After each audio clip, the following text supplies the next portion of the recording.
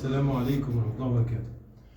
مهم جدا يا جماعة نركب سيف جارد على كل موتور، عشان النهارده الموتور كذا مرة قلنا الحكاية دي على الصفحة. أنا بس ليه بوريك إن السيف جارد أنا بشتغل فيه باستمرار؟ ليه بوريك دايما كل فيديو اللي سيف جارد سيف جارد زهقتنا؟ لا، غيرك ما يعرفش. الحاجة التانية عشان تأكد لك إن السيف جارد بفضل ربنا عز وجل جهاز ناجح جدا جدا.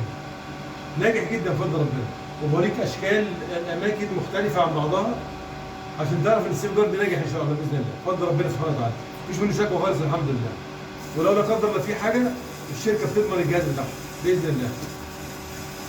النهارده عايز اقول حاجه مهمه جدا جدا. لو عندك مشكله في جلبه قطعتها، مثلا الجلبه دي قطعها او الجلبه دي مثلا قطعها هنا، ما تزعلش على الجلبه، ما تزعلش على الجلبه، لان الجلبه ايه ليها حل.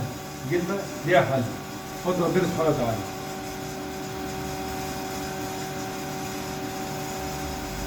الجلبه دي ان شاء الله مثلا قطعت الجلبه عشان خاطر ما كانش عندك مسافه، فلما قطعت يقول لك ايه خلاص الجلبه باظت. لا، ما باظتش ولا حاجه.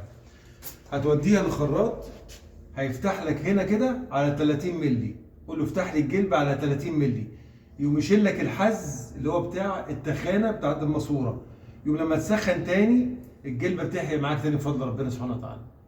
قيس الكلام ده على كل شغلك، بس طبعا الكلام ده كله يكون خارج الحيط مش جوه الحيط، نصيحه.